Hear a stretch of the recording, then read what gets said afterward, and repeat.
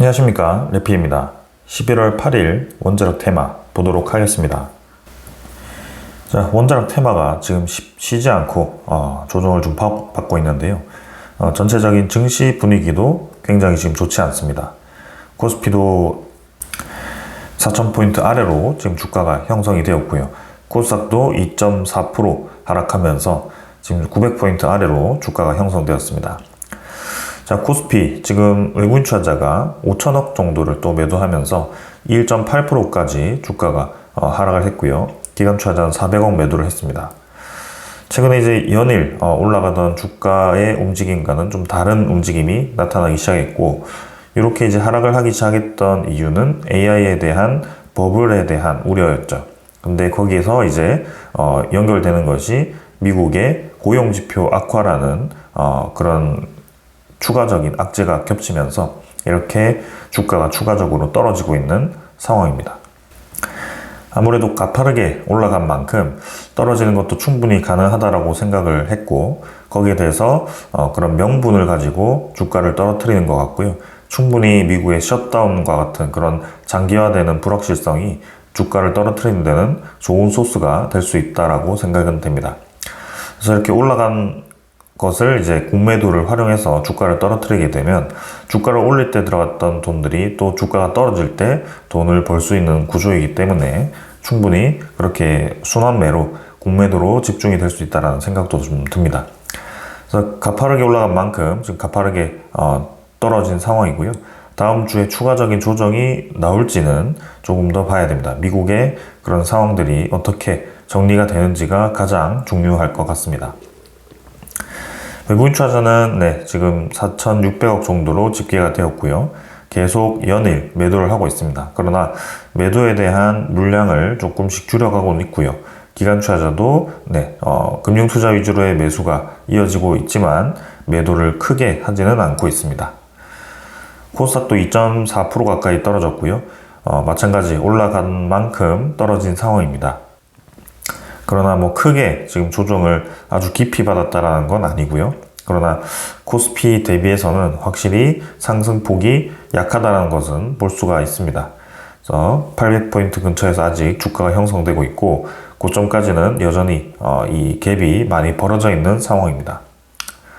외국인 투자자가 매도를 크게 하고 다시 580억 정도를 매수했는데요. 기관 투자자에 대한 매도가 시작됩니다. 그래서 투신, 연기금, 사모펀드 이런 식으로 기관 투자자에 대한 매도가 나오면서 좀 조정이 시작되고 있다. 해외 증시는 나스닥 어제도 급락을 했었습니다. 그러나 다행히도 중간에 이제 반등을 하는 움직임이 나왔고요. 다우는 플러스로 진행이 되었고, 나스닥은 거의 플러스 전환까지 진행되다가 마감되었습니다. 니케이 상해 종합도 하락을 했지만 일단 우리나라 증시만큼은 떨어지지는 않았고요. 니케이도 일단 1% 가까이 조정받았고, 상해 종합은 0.25% 조정을 받았습니다. 우리나라는 또 이제 이 환율이 문제가 되고 있는데요. 1457원까지 또 올라갑니다. 환율이 굉장히 좀 불안하게 움직입니다. 뭔가 이제 미국의 금리 인하에 대한 기대감으로 좀 떨어지기도 했는데요. 요렇게 이제 가파르게 또 올라가기 시작하면 문제가 될 수 있습니다.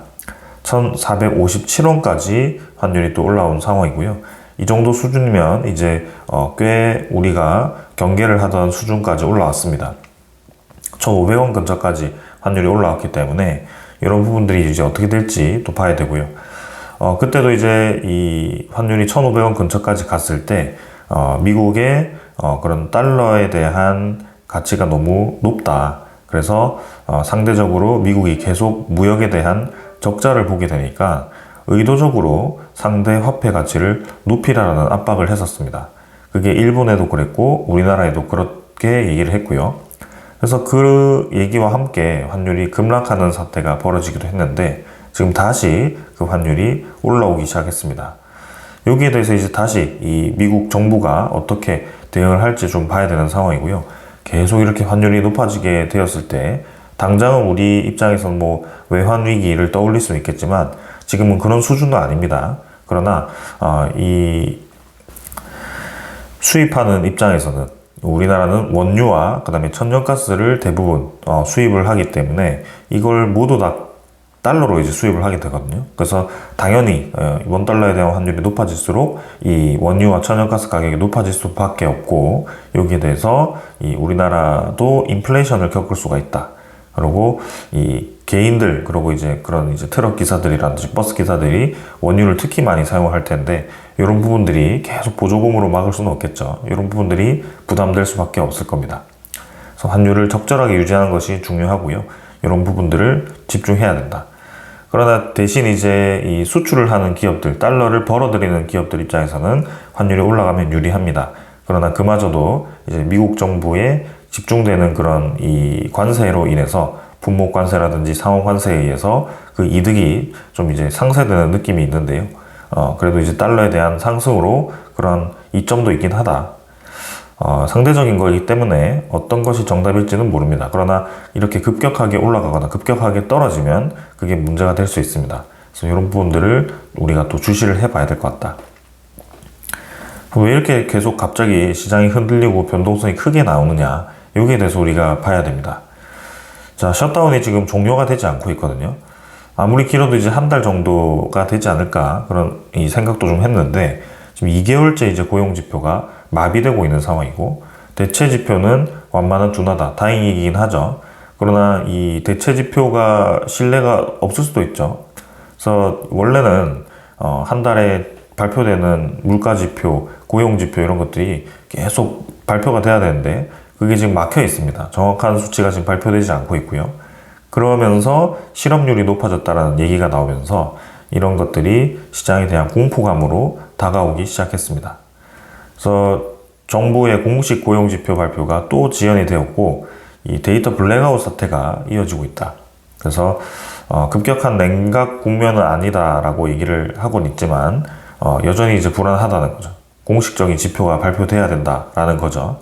왜냐하면 실업률이 8월은 4.3%였는데 4.5%까지 지금 높아졌을 거라고 예상을 하고 있는데요. 이 실업률이 지금 문제가 되고 있습니다.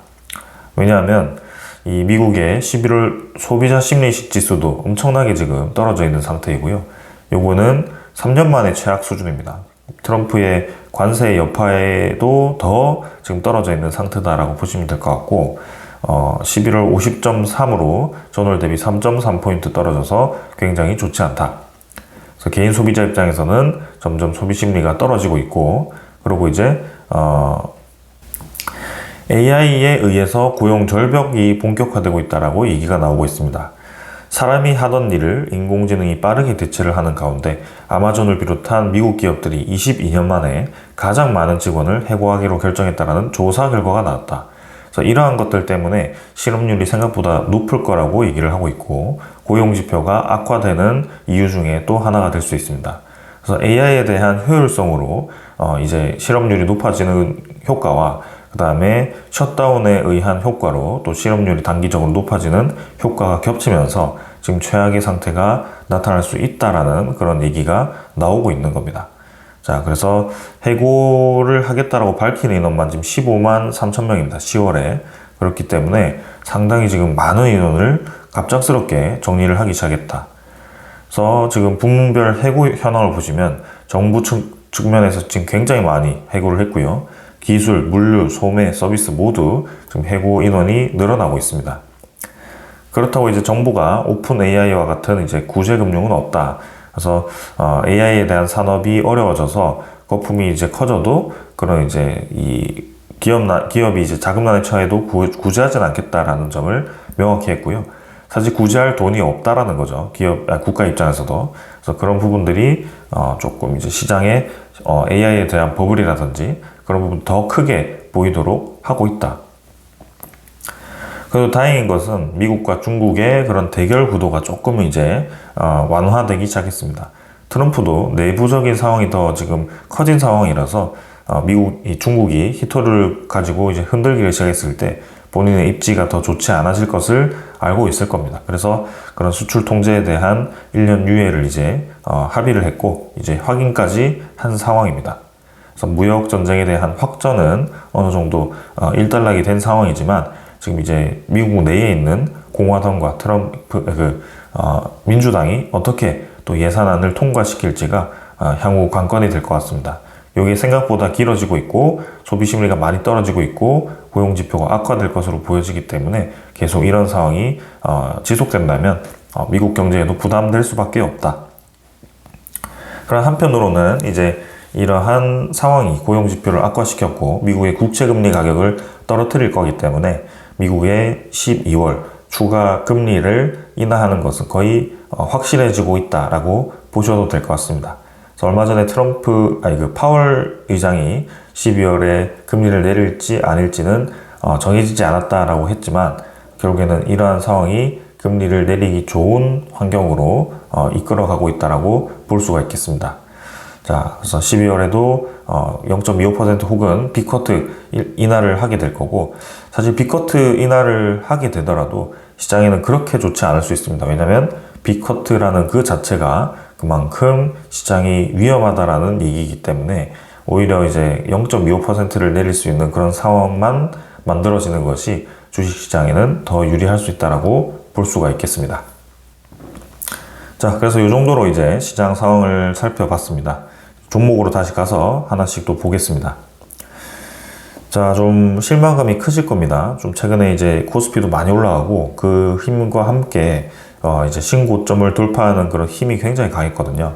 두산 에너빌리티 거의 10만원 근처까지 갔다가 77,000원까지 떨어진 상황입니다. 2.5% 조정받았죠. 그러나 뭐 충분히 이전에 우리가 횡보하던 밴드보다 위에 위치를 하고 있고, AI에 대한 지금 미국 주식을 보면 뉴스케일 파워라든지 뭐 그런 오클로라든지 이런 대표하는 SMR 기업들은 거의 지금 뭐 40%, 50% 혹은 뭐 반토막까지 난 기업들도 있습니다.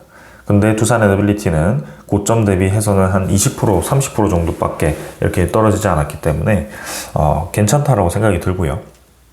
아마 대부분 영상을 시청하시는 분들은 그 아래에 이 매집을 했고, 혹은 이제 매도를 했더라도 신규로 이런 부분에서 다시 매수를 했을 겁니다. 그래서 충분히 가져갈 만하고, AI에 대한 버블에 대한 얘기는 제가 버블에 대한 시기상조다라고 말씀을 드렸고, 그런 부분에 대해서도 계속 시장 분위기를 살펴보면서 지켜보시면 되겠습니다.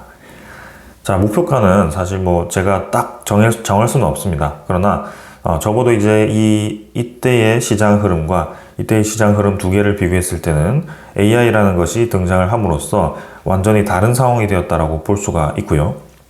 우리나라 단조기업 입장으로서는 이제는 2026년, 2027년으로 갈수록 AI에 대한 투자가 활발해지면서 거기에 대한 근본, 전력에 대한 인프라 투자로 이제는 전선 변압기보다도 메인 주기기를 생산하는 기업들이 주목을 받을 수밖에 없는데, 이 단조를 아무리 1년 동안 빡빡 돌려도 그 캐파가 정해져 있고 캐파를 늘리는데도 시간이 정해져 있기 때문에 이 많은 부품들을 생산할 수 있는 기업들에게 이제 집중이 될 수밖에 없다라고 말씀을 드렸습니다. 그래서 그때를 생각을 한다면 2007년에 그런 대상승을 할 때의 그 상황과 저는 훨씬 더 높을 거라고 생각이 되고요. 그래서 이제 뭐 주식수가 훨씬 이제 많이 늘어났는데도 주가가 이렇게 팍팍 올라가는 게 아닐까 싶고, 확실히 이제 힘을 받을 수 있을 거라고 생각됩니다. 두산 에너빌리티 입장에서는 이제 재무가 이제 관건이 될 것 같고요. 재무에 대한 개선이 어느 정도 필요한 상황도 있습니다. 아무튼 그 리스크와 그런 가능성이 겹치면서 이렇게 주가를 계속 올리고 있는데요. 한번 계속 주시를 해 보겠습니다. 외국인 투자자는 58만 주 정도 매도를 했고요. 기관 투자자는 19만 주 매도했습니다. 좋지 않은 장에서 일단 연기금 투자자가 매도했고, 금융 투자 위주로의 매수가 있었습니다. 현대건설도 꽤 이제 주가가 많이 떨어지고 있습니다. 단기간에 올렸던 부분을 상당히 지금 많이 반납을 한 상황이고요. 76,000원까지 올라갔다가 61,000원까지 꽤 20% 이상 지금 주가가 하락을 했습니다. 그래서 거의 이제 이 바닥 라인을 형성하고 한번 슈팅을 줬던 그 구간까지 주가가 지금 하락을 한 상황이고요. 이 정도 해서 이제 좀 주가가 반등을 하면 좋겠죠. 그러나 이 하락 자체가 현대건설이 좋지 않기 때문이 아니라 전체 산업에 대한 우려감으로 이러한 하락이 나타났고, 미국 증시의 하락과 한국 증시의 조정으로 나타났기 때문에 그런 우려감이 이제 없어지게 되었을 때 다시 한번 크게 올라갈 수 있는 상황이 만들어질 겁니다. 그래서 계속 지켜보겠습니다. 외국인 투자자는 25만 주 매도를 했고요. 최근에 계속 외국인 투자자의 매도가 나타나고 있습니다. 기관 투자자는 금융 투자 위주로의 매수가 있었고요. 나머지도 크게 매수는 없었습니다. 한전기술은 3% 정도 추가로 하락을 했고요. 91,400원입니다. 계속해서 그런 동일한 이유로 떨어지고 있죠. 그래서 거의 뭐 바닥 라인까지 또 떨어졌습니다. 한전기술도 꽤 빠르게 올라갔다가 지금 고점 대비해서 20-30% 지금 떨어진 상황이고요. 추가적인 뭐 하락 충분히 나올 수 있습니다. 시장이 어떻게 개선되느냐가 중요한데요. 지금 한전기술도 미국과의 그런 팩트 체크에서 핵 합의가 어떻게 됐는지가 상당히 중요한데 그게 계속 지연이 되면서 주가에 대한 하락 명분으로 다가오고 있습니다. 외국인 투자자, 기관 투자자는 크게 매수 매도 없었고요. 넘어가도록 하겠습니다. S&T 에너지도 쭉 떨어지고 있습니다. 41,350원. 이 관련 종목 중에는 거의 하락폭이 가장 크다라고 생각을 할 정도로 많이 떨어져 있고요. 121선 아래로 웬만하면 주가가 떨어지지 않았는데 이번에 주가가 떨어졌습니다. 그러나 마찬가지죠. 기업에 대한 악재가 아니라 전체 시장에 대한 리스크로 떨어진 것이기 때문에 이거는 뭐 시장이 회복되면 금방 올라갈 수 있는 주가입니다. 그래서 크게 우려를 하지 않아도 될 것 같고요. 오히려 이렇게 계속 떨어지면 추가적인 매수를 할 수 있는 좋은 기회다. 평소에 이제 높아있던 종목들이 너무 높아서 더 올라갈 것 같아도 좀 부담스러운데 라는 생각을 한 종목들이 이제는 최근엔 좀 싸져 있는 상황입니다. 그래서 추가로 볼 수 있는 그런 상황이 생겼기 때문에 오히려 이제 장기적으로 물량을 모아가는 사람 입장에서는 오히려 괜찮다. 수익 잠깐 떨어졌다 올라가더라도 결국 매도하지 않으면 그 손실은 반영되지 않고 떨어졌을 때 오히려 추가적인 매수를 해서 단가를 싸게 가져갈 수 있는 기회가 생기는 겁니다. 외국인 투자자는 2만 주 매수했고 기관 투자자 14,000주 매도했고요. 큰 변화 없었습니다. BHI도 계속 이제 하락으로 접근이 되고 있고요. 1.9% 정도 하락했습니다. 41,500원. 그래서 62,000원 수준에서 BHI도 가파르게 떨어졌습니다. 아무래도 BHI의 수주 공시가 뜨면서 상당히 크게 올라갔던 이 상황이었는데요. 그 고점을 중심으로 해서 굉장히 빠르게 주가가 떨어졌습니다. 공매도 입장에서는 뭐 거의 20-30%를 단기간에 수익을 얻을 수 있는 기회가 된 건데요. 충분히 이것도 고를 한번 파고 시장에 대한 개선으로 올라갈 수밖에 없다라고 생각됩니다. 기관 투자자가 19,000주 매도했고요. 외국인 투자자 69,000주 매수하면서 조금씩 매수하고 있습니다. 성원밴드는 2% 또 하락을 했고요. 이 성원밴드는 아무래도 그 LNG에 관련된 알래스카 프로젝트에 이제 우리나라가 참여하지 않겠다라고 산업장관이 얘기를 하면서 좀 추가적인 더 조정이 있었던 것 같습니다. 그래서 그런 LNG 선에 대한 발주가 점점 이제 늘어나면서 그 LNG 관들이 좀 많이 들어가야 이 성원밴드도 그런 동력이 클 텐데요. 지금 상황에서는 계속 이제 하락을 하고 있는 상황입니다. 추가적으로 좀 더 봐야 되고요. 이 성원밴드도 아무래도 그 철강에 대한 테마가 다시 한번 부각이 되었을 때 올라갈 거라고 생각됩니다. 외국인 투자자가 22만 주를 매수를 했고요. 기관 투자자는 14만 주 매도하면서 기관 투자자 매도 위주로 이렇게 조정을 받고 있습니다. 그러나 외국인 투자자가 조금씩 다시 매수를 하는데 한번 지켜보도록 하겠습니다. 태용도 계속 떨어지죠. 1.7%까지 떨어졌고요. 마찬가지입니다. 하락폭 중에서는 거의 1등 수준의 하락폭이고요. 30% 이상 지금 빠져 있는 상황입니다. 그러나 충분히 이제 이 하락폭에 대해서도 그런 전체 시장에 대한 리스크로 떨어진 상황이고요. 시장의 리스크가 해소가 되면 올라갈 수 있다고 생각됩니다. 그래서 이 웨스팅하우스에 대한 악재 소식 이후로 태용은 굉장히 과하게 떨어진 상황이고요. 3분기 실적이 지금 조금 좋지 않다라는 얘기도 있습니다. 그 이유는 분명하거든요. 1분 물량이 4분기와 1분기로 넘어갔다. 그리고 이제 설비를 업그레이드하는 과정에서 그 설비를 가동 중지를 하는 시간이 있기 때문에 당연히 설비를 다시 돌리기까지는 그 실적이 잠시 떨어질 수밖에 없습니다. 대신 이제 수주 잔고를 봐야겠죠. 그래서 태용이 향후 이제 수주 잔고가 어떻게 되는지 주목하면 될 것 같고요. 일단 뭐 하루도 빠짐없이 떨어지고 있습니다. 10월 30일부터 해서 쭉 그냥 계속 빠지고 있고요. 이 조정을 이제 어떻게 끝낼지 지켜보도록 하겠습니다. 외국인 투자자, 기관 투자자는 오히려 매수를 했는데요. 뭐 외국인 투자자 최근에 조금씩 매수하고 있습니다. 기관 투자자가 매수를 크게 하지 않고 있는 상황입니다. 우진은 340원 하락해서 마찬가지 우진도 계속 지금 조정을 받고 있습니다. 고점을 빠르게 돌파했는데 하락도 굉장히 크게 가져가고 있고요. 19,000원 대비해서 지금 우진도 상당히 지금 크게 떨어졌죠.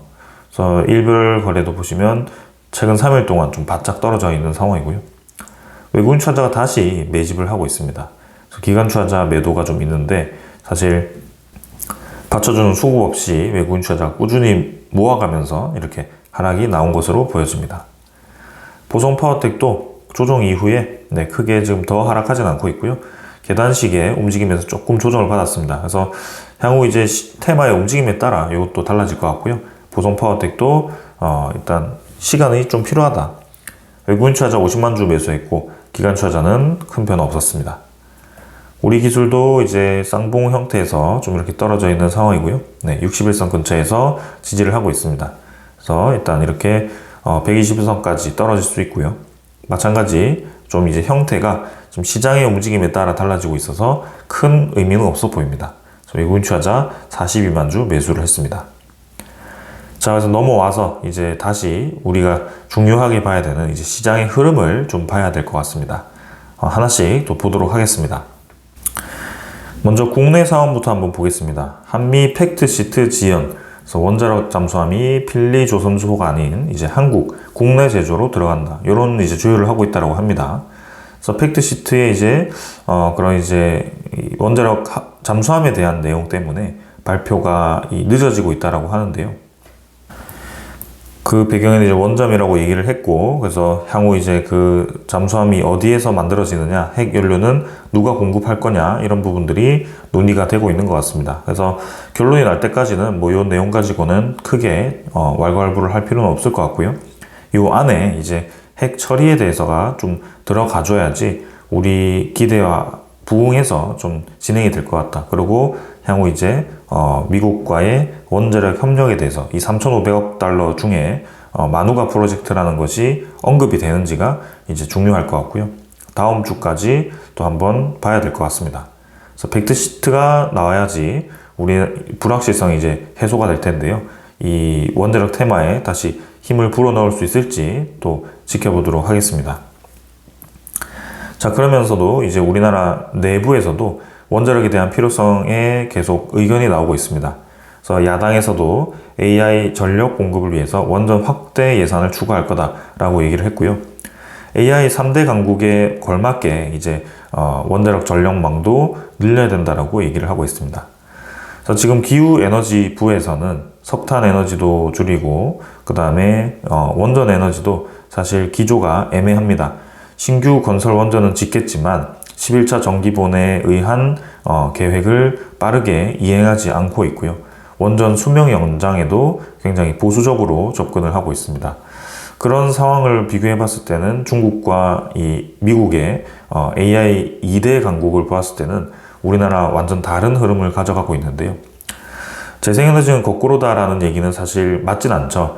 실제로 이제 AI와 재생에너지도 연결이 됩니다. 그래서 AI의 데이터 센터에 이 재생에너지도 많은 공급이 들어가긴 하지만 가장 중요한 것은 그 기저에너지원이 중요하다는 겁니다. 이것을 절반을 신재생에너지로 채우더라도 그 절반을 지금 이제 기저에너지원으로 할 수 있어야 되는데 우리나라는 이 재생에너지의 공백을 메우겠다고 여기에 너무 집중을 한 나머지 이 기저에너지원 비율을 오히려 줄여버릴 수 있는 상황까지 가고 있는 것이 문제인 겁니다. 그래서 이 적절한 이제 재생에너지 확대는 중요하지만 그것을 극단적으로 늘려서 이 기저에너지원을 줄이면서까지 들어가는 게 과연 AI의 강국으로 갈 수 있는 길인가를 먼저 생각을 해봐야 될 것 같고요. 그런 면에서 이제 골고루 에너지를 늘려야 한다. 그래서 석탄을 내지 않고 기저에너지원으로서 활용될 수 있는 것이 최근에 원자력 발전이기 때문에 그렇게 중국과 미국이 패권 싸움을 하면서까지 원전을 늘리고 있는 상황이고 그 나머지 국가들도 분명히 5년 전만 하더라도 이 재생에너지가 대세였죠. 근데 원자력 에너지를 다시 주목하기 시작한 이유가 분명히 있다라는 겁니다. 그래서 그런 것들을 생각을 해야 된다. 자, 그러면서 이제 여당도 차세대 원전에 대해서 주목을 하고 있습니다. 그래서 사전검토제 신설법을 대표 발의를 했고, 이게 통과가 될지 모르겠지만 일단 규제 관련해서 완성되고 나서 또 이제 그런 안정성에 대한 규제가 발생할 수 있기 때문에 미리 설계 단계에서부터 검토를 하자. 그래서 빨리 검토를 끝내고 완성했을 때 문제가 없도록 하자. 이런 얘기를 하는 것 같습니다. 그래서 이런 것도 이제 있고요.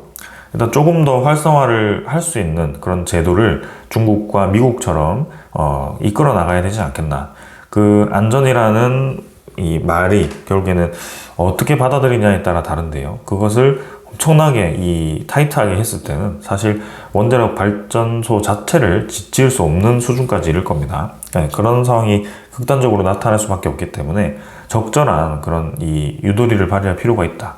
그래서 미국과 중국이 좀 어떤 식으로 움직이는지를 봐야 된다라고 생각이 됩니다. 그래서 우리나라 대통령도 지금 뭐 탈원전 시즌2를 뭐 논란을 돌파한다라는 의지로 뭐 대통령이 이제 대전 핵융합 연구원을 이제 찾았다라고 하는데요. 핵융합 실험장치 K-STAR, 요거는 옛날부터 얘기가 많이 나왔습니다. 그래서 이 플라즈마를 활용한 이제 융합 에너지로 이제 에너지를 공급한다라는 목표를 가지고 있는데요. 사실 이게 상용화 되려면 수십 년이 필요할 겁니다. 그래서 이것을 가지고 탈원전에 대한 시즌2를 막는다라는 것은 조금 무리가 있을 것 같고요. 핵융합을 이제 지원하는 것은 맞겠죠. 향후 수십 년 뒤에 이 핵융합이 상용화가 되었을 때 거의 뭐 이 에너지를 무한으로 공급받을 수 있기 때문에 아주 중요한 기술입니다. 그러나 그러한 이제 이 기간이 사실 원자력을 짓는데 15년 걸린다는 것과 조금 대조되는 이 움직임이기도 하기 때문에 지금 당장에서야 급한 에너지에 투자하는 게 맞겠죠. 그렇다고 향후 이제 10년 뒤를 무시할 수는 없기 때문에 골고루 이제 에너지를 투자하는 게 맞다라고 생각이 됩니다. 자, 이렇게 이제 국내 상황은 정리가 되었고요. 이제 우리나라는 팩트시트 체크를 하고 거기에 미국과 어떤 협력을 하는지가 중요할 것 같습니다. 자, 그럼 미국과 어떤 협력을 했을 때 또 최근에 이제 시장의 하락을 유도했던 게 미국 AI에 대한 버블 문제였죠. 근데 이 버블에 대한 문제가 왜 나왔느냐? 그 투자자가, 그죠? 숏 치기로 유명한 투자자가 AI 대표 종목인 엔비디아와 그다음에 팔란티어 테크의 대규모 금액을 숏을 쳤다라는 이유 때문에 버블에 그런 이 부각이 되었습니다. 참 아다르고 어다라는 그런 느낌이죠. 그래서 버블이 이제 그렇게 부각이 되었는데요. 전혀 그런 상황이 지금 이 장기화될 수는 없다라고 생각됩니다. AI에 대한 버블이라고 하려면 사실 AI가 지금 효용성이 없다라고 결론이 나야 될 것 같습니다. AI를 기껏 돈 들여서 개발을 했더니 별로 효용성이 없더라. 이런 것들이 이제 버블이라고 할 수 있겠는데요. 지금 당장 아까 고용 지표를 말씀드렸죠. AI 때문에 이 고용에 대한 해고가 10월에 계획된 것만 15만이다. 미국에서. 왜 이렇게 많이 해고를 할까요? 이 많은 사람들을 AI로 대체할 수 있을 만큼 효용성이 있더라라는 거죠. 기업 입장에서.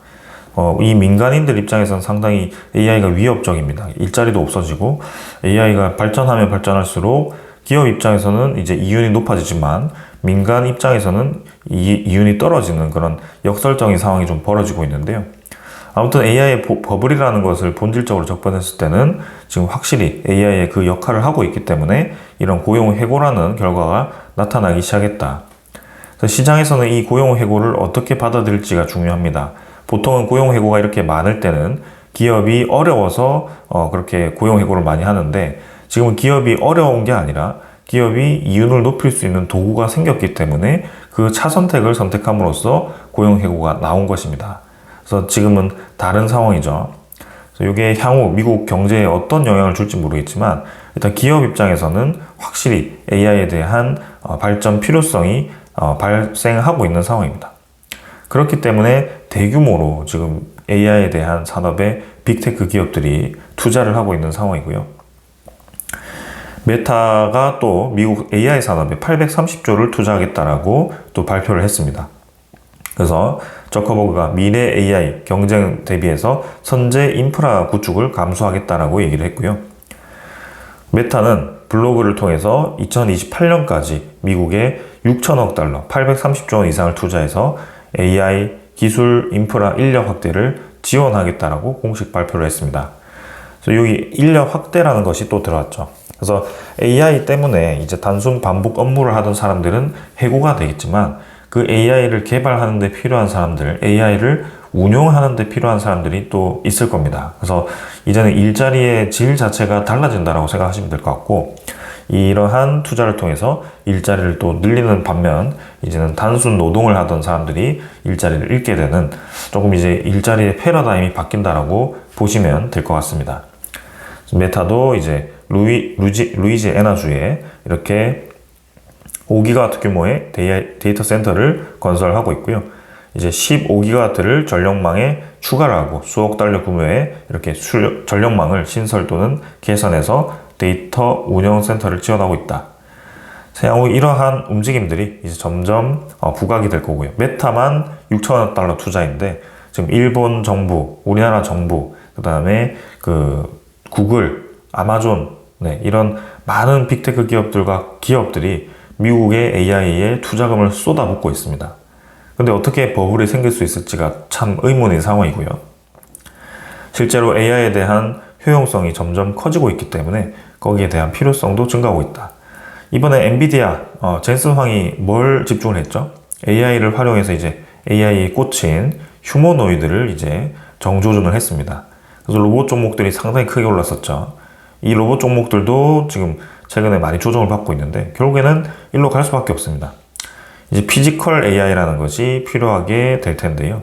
피지컬 AI가 뭐죠? 이제는 오픈 AI처럼 챗 GPT처럼 대화를 할 수 있는 대화형 이 AI가 개발이 완성됐죠. 그러면 사람의 뇌를 역할을 할 수 있는 뇌가 완성이 되는데 이제 사람처럼 움직일 수 있는, 사람보다 효율적으로 움직일 수 있는 그런 이제 이 행동을 할 수 있는 AI가 필요한 겁니다. 그건 이제 좀 다른 학습인 거죠. 그래서 그런 부분들이 이제 필요하기 때문에 여기 또 많은 자금들, 뭐 수백조, 수천조가 또 투입이 돼야 됩니다. 그래서 이 시장은 줄어들 수 없는 상황이고요. 커질 수밖에 없는 상황이기 때문에, 왜냐하면 가능성이 무궁무진하고 필요성이 무궁무진하기 때문에 이렇게 버블이 될 수가 없습니다. 그리고 중요한 것은 AI라는 기술도 결국에는 최고의 기술을 쓸 수밖에 없는 상황이 될 겁니다. 그래서 이 미국과 러시아, 중국의 그런 대결 구도라는 것이 이 AI에 대한 계속 이 부흥을 일으킬 수밖에 없습니다. 국가 간의 기술 경쟁 시스템이 이제 치킨 게임으로 다가오게 되고요.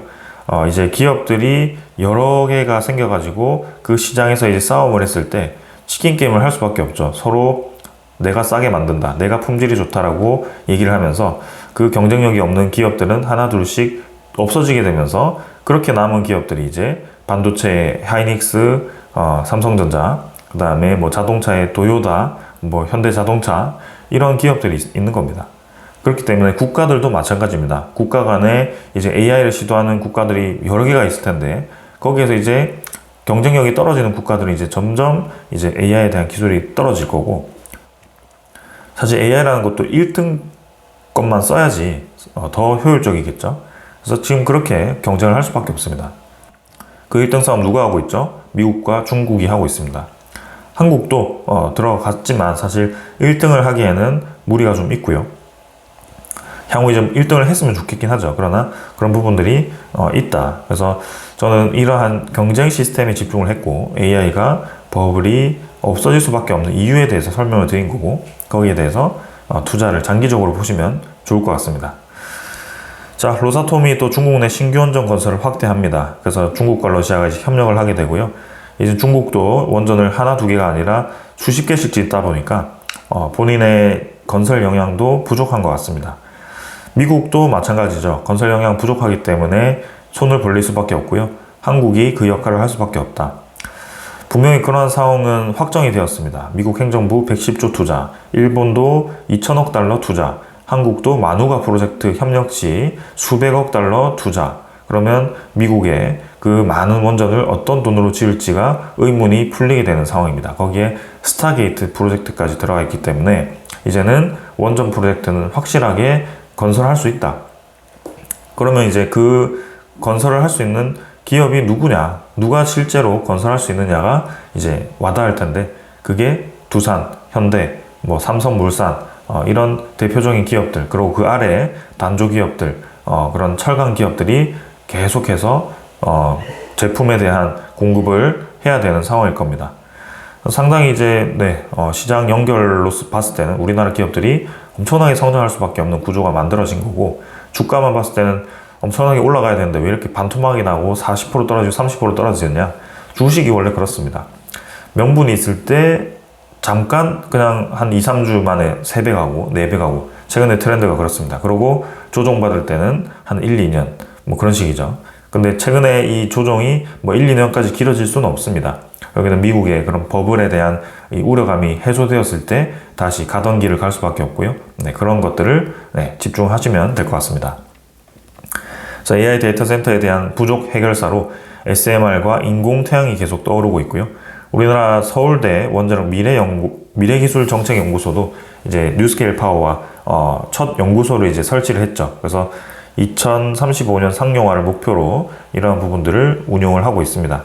그래서 국내에서도 이제 SMR에 대한 기술 개발이 필요한 상황이고요. 이런 부분들을 봐야 된다. 그리고 한편으로는 이제 플루어가 또 뉴스케일 파워 지분을 팔면서 이렇게 투자 회수를 하면서 또 이런 또 AI 버블에 또 불을 지피기도 했습니다. 그러나 저런 것들은 단기적인 움직임이다라고 보시면 될 것 같습니다. 그리고 미국 내에서는 미국의 이제 일리노이즈 주의 의회에서 신규원전 건설 금지 해제 법안을 통과시켰고요. 이제는 신규원전을 본격적으로 건설하겠다라는 의지가 보입니다. 그리고 영국의 사이즈웰 원전도 이제는 자금 조달 계획 확정으로 본격 착공을 하게 되고요. 요거는 이 EDF가 건설을 할 것 같습니다. 그리고 미국의 콘스텔레이션 주사가 이제 칼버트 클리프 부지에 이제 신규 원전을 건설해서 원자력 설비 용량 2배 확대를 검토하고 있다라고 얘기를 하고 있고요. 본격적으로 이제 여러 주에서 동시다발적으로 이러한 건설이 이루어지고 있습니다.